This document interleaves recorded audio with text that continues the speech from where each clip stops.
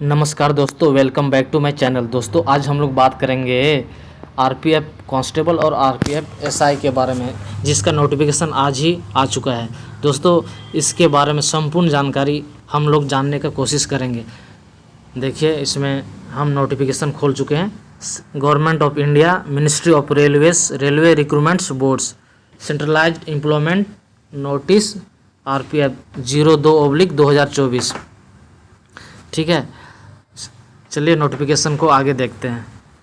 देखिए यहाँ दिया है ओपनिंग डेट ऑफ एप्लीकेशन 15/4/2024 और क्लोजिंग डेट इसका है 14/5/2024।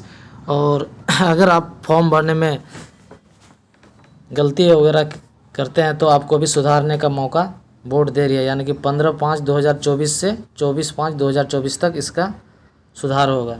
ठीक है, देखिए और दिया है, देखिए पोस्ट क्या है, कांस्टेबल है, लेवल 3 का जॉब है, बेसिक पे है 21,700। मेडिकल स्टैंडर्ड क्या चाहिए, B1।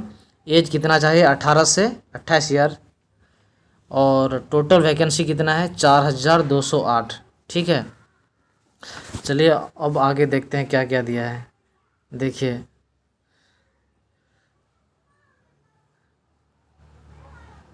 आगे जो आपको ज़रूरी है वही सब हम बताने का कोशिश करेंगे। देखिए इसमें नेगेटिव का भी दिया गया है। देखिए 1/3 मार्क्स आपका नेगेटिव होगा। ठीक है, इसमें फॉर्म भरने के बाद आपका होगा सबसे पहले कंप्यूटर बेस्ड एग्ज़ाम, यानी कि ऑनलाइन एग्ज़ाम होगा। इसके बाद पीईटी होगा, दौड़ होगा। इसके बाद आपका दौड़ के बाद डॉक्यूमेंट वेरिफिकेशन, मेडिकल। इसके बाद आपका ज्वाइनिंग होगा। ठीक है, आगे हम लोग और देखेंगे जो जो ज़रूरी है उसी के बारे में हम लोग डिस्कशन करेंगे।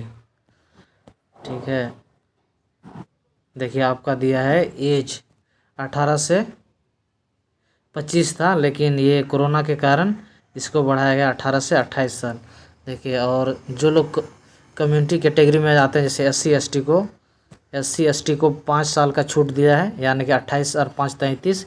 ओबीसी को 3 साल, 28 और 3 31 सबको दिया है। एक सर्विसमैन वगैरह इस सब के बारे में डिटेल दिया गया है। ठीक है, आपका एज कब होना चाहिए, यूआर का होना चाहिए 2/7/1996 के बाद का होना चाहिए। ओबीसी का 2/7/1993 के बाद का होना चाहिए। और एससी एसटी का 2/7/1991 के बाद का होना चाहिए। ठीक है, ये सारा दिया है। देखिए एजुकेशन डिटेल, एजुकेशनल क्वालिफिकेशन में क्या दिया है, एजुकेशन क्वालिफिकेशन में आप 10th पास ज़रूरी है। ठीक है, और फॉर्म भरने का फीस है, जनरल ओबीसी को 500 रुपया देना पड़ेगा और एससी एसटी को 250 रुपया देना पड़ेगा। ठीक है, और इसमें मेन चीज़ क्या है उसके बारे में आपको बता रहा हूँ, यही सब है। और देखिए सबसे पहले आपका होगा कंप्यूटर बेस्ड एग्ज़ाम CBT, वो भी 10th लेवल का होगा। The standard of examination will be 10th या मैट्रिक लेवल का होगा। ठीक है, इसके बाद एग्ज़ाम के बाद आपका देखिए यहाँ भी नेगेटिव का मेंशन किया गया है। 1/3 मार्क्स ईच रॉन्ग आंसर, प्रत्येक गलत के लिए 1/3 नंबर कटेगा। ठीक है, आपका देखिए सिलेबस, यहाँ सिलेबस CBT का सिलेबस फॉर CBT अर्थमेटिक, यानी कि मैथ में आपको सिर्फ अर्थमेटिक से सवाल पूछा जाएगा। ठीक है, 35 number. General intelligence and reasoning 35 number का होगा।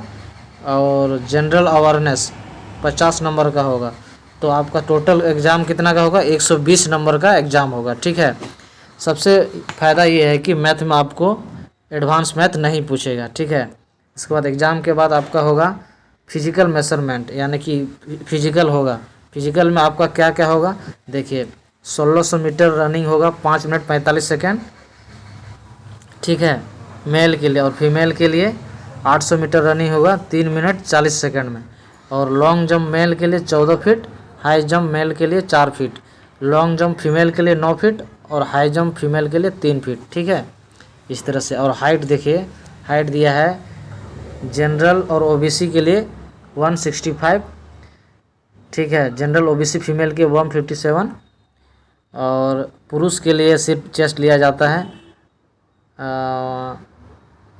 कितना है 80 सेंटीमीटर है बिना फुलाए, और फुलाए 85 सेंटीमीटर। और SC ST के लिए हाइट कितना चाहिए? पुरुष के लिए 160 SC ST के लिए, और फीमेल के लिए SC ST के लिए 152,